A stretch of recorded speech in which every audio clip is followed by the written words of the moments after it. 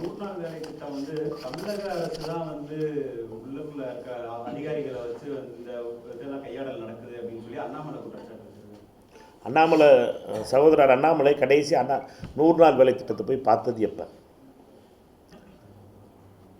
எப்பாவது பார்த்துருந்தாருன்னா அண்ணாமலை அவர்களுக்கு அதை பற்றி தெரியும். அவர் இருக்கதோ பெரிய இடத்துல இருக்கார், 10 லட்ச ரூபாய் வாடகை வீட்டில் இருக்கார். அதனால் அவரை பொறுத்த மட்டும் 100 நாள் வேலை பிரச்சனை அவருக்கு புரியாது. அவரை பொறுத்தவரை பெரும் பணக்காரர்களோடு இருக்கார், அவருக்கு அந்த பிரச்சனையை பற்றி புரியாது. தயவுசெய்து அண்ணாமலை அவர்களுடைய எனக்கு ஒரே ஒரு வேண்டுகோள், தயவு செய்து சென்று 100 நாள் வேலை பார்க்கின்ற மக்களோடு சேர்ந்து அமர்ந்து பாருங்கள். அங்கே என்ன முறைகேடு நடக்குதுன்னு உங்களுக்கு தெரியும்.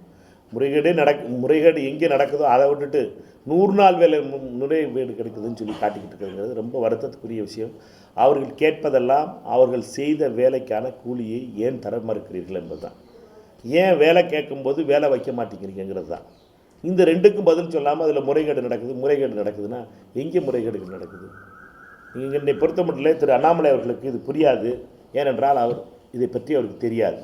தெரியாத விஷயங்களையும் புரியாத விஷயத்தை பற்றி அவர் பேசுவது நியாயமில்லாதது.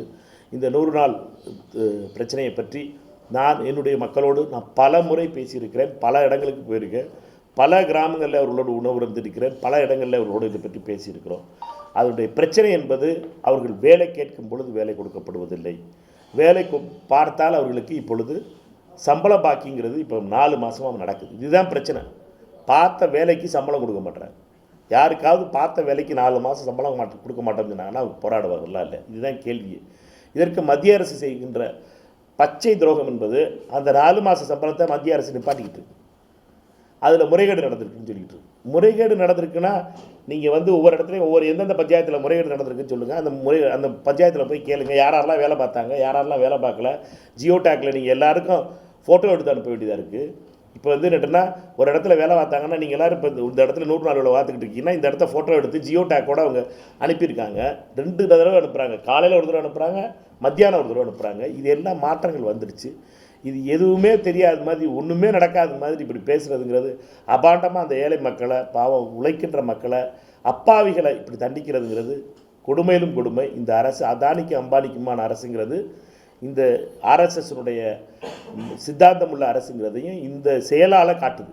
100 நாள் வேலைவாய்ப்பு திட்டத்துக்கு வேலை பார்த்தவர்களுக்கு 4 மாதம் சம்பளம் கொடுக்கலங்கிறது பச்சை துரோகம், உழைத்த மக்களுக்கு செய்கின்ற பச்சை துரோகம்.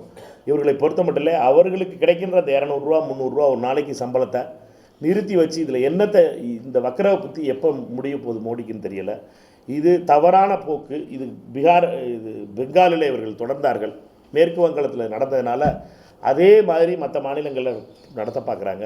இது தவறான முன்னுதாரணம். இவர்கள் நினைப்பதெல்லாம் மத்திய அரசு மாநில அரசு மேல் கோபம் வரும் மக்களுக்கு அப்படின்னு நினைக்கிறாங்க. அது வராது.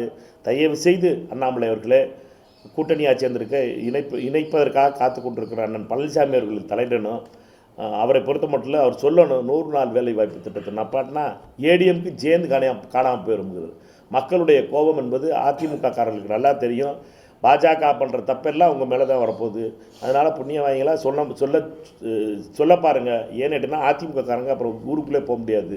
100 நாள் பாஜக காரங்க ஊருக்கு வரப்போகிறதில்ல. ஏன்னுட்டுனா அவர்களை பொறுத்த மட்டும் அவர்களுக்கு அதானி அம்பானி இருக்கார்கள். அவர்கள் இங்கே ஒன்றும் அவர்களுக்கு இங்கே ஓட்டு போடுறக்கு ஆள் இல்லை. ஆனால் அவர்களை பொறுத்த மட்டும் இப்படி தமிழக மக்களுக்கு தொடர்ந்து துரோகம் செய்வது என்பதை மக்கள் ஏற்றுக்கொள்ளப் போவதில்லை. அதற்கு தண்டிக்கப்பட போவர்கள் அதிமுக காரர்களாக இருப்பார்கள். அமித்ஷாவை இரும்பு மனிதர் அப்படின்னு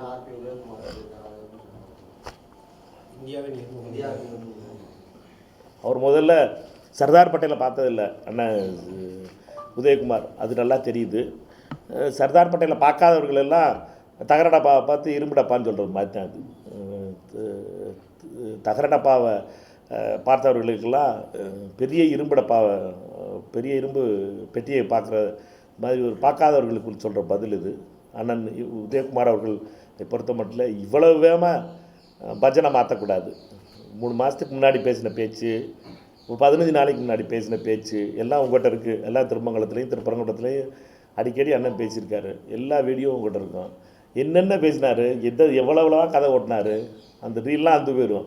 நான் நியாயமே இல்லாது என்னட்டுனா இது பொருத்தமாக சொல்லணும். மக்களை பொறுத்த மட்டும் ரொம்ப கோவப்பட்டுருவாங்க. அதனால் அவரை பொறுத்த மட்டும் நம்ம ஊருக்காரரு. அதனால் இதோடு நிறுத்திக்கிறது நல்லது. தமிழகத்துல விமான நிலையங்கள் இருக்கிற விமான நிலையங்களை வந்து விரிவாக்கப்படுத்துறது, கையகப்படுத்துறது, நிலம் கையகப்படுத்துறது, பரந்தூர் விமான நிலையம் அந்த பிரச்சனை இருக்கு. தமிழக சட்டப்பேரவையில் புதுசாக ராமேஸ்வரத்தில் விமான நிலையம் அமைக்க போகிறோம் அப்படின்னு சொல்லி அறிவிச்சிருக்காங்க. இது எந்த அளவுக்கு சாத்தியமாகும்? இல்லை, 2 விஷயம். ஒன்று என்னென்னா, இருக்க விமான நிலையங்கள் காப்பாற்றப்படணும். திருச்சி விமான நிலையம் அதானிக்கு கொடுக்க போகிறாங்க. மிக விரைவில் நீங்கள் அதுக்கான செய்தியை நீங்கள் படிப்பீங்க. அதானிக்கு கொடுப்பதற்கான அனைத்து நடவடிக்கைகளையும் மத்திய அரசு எடுத்துகிட்டு வருது. அதனால தான் எல்லாத்தையும் வளர்த்து கட்டி அதுக்கு புதுசாக ஃப்ளைட்லாம் கொடுத்து, டெல்லிக்கு ஃப்ளைட் கொடுக்குறாங்க, மலேசியாவுக்கு ஃப்ளைட் கொடுக்குறாங்க, எல்லா ஊர்களுக்கும் ஃப்ளைட்லாம் கொடுத்து அதை அதானி கையில் கொடுக்க போகிறாங்க. அதற்கான நடவடிக்கை எடுக்குது. மதுரை விமான நிலையம் மாதிரி இருக்கு விமான நிலையங்களுக்கு இன்னும் கொடுத்துக்கிட்டு இந்த ஃப்ளைட்டை நிப்பாட்டிக்கிட்டு இருக்காங்க. சிங்கப்பூருக்கு நடந்துக்கு கொடுத்த ஃப்ளைட்டை நிப்பாட்டிட்டாங்க. போய் அந்த அதிகாரிகளை போய் பார்த்தோம், அமைச்சரை பார்த்தோம், பாராளுமன்றத்தில் பேசினோம், ஒரு பிரயோஜனம் கிடையாது. ஏன்னாட்டா மதுரை விமான நிலையத்துக்கு இன்னும் இட பிரச்சனை இருக்குது. இட பிரச்சனை முடிகிறதுக்கு இன்னொரு 2-3 வருஷம் ஆகி போயிடும். கோர்ட்டு கேஸுன்னு இருக்கும். மொத்தம் அது டிலே ஆகுதுங்கிறதுனால அவர்களை பொறுத்த மட்டும் அதானிக்கு கொடுக்க முடியாது. இப்போ அதனால மதுரைக்கு ஃப்ளைட் கிடையாது. மாநில அரசுகளை மாநிலத்தை பொறுத்த வரைக்கும் பல இடங்களில் விமானம் வரணும். இந்தியாவின் பல பகுதிகளில் விமானத்திற்கு மக்கள் செல்வது பழக்கமாக இருக்குது. அதனால் அறிவிப்போடு நின்று விடக்கூடாது. ராமேஸ்வரம் விமான நிலையம் என்பது மிக விரைவில் அதற்கான பணியையும் தொடக்கணும்.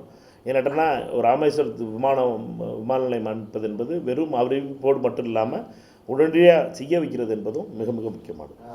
பாதகம் செய்பவரை கண்டால் நாம் பயம் கொள்ளலாகாது பாப்பா.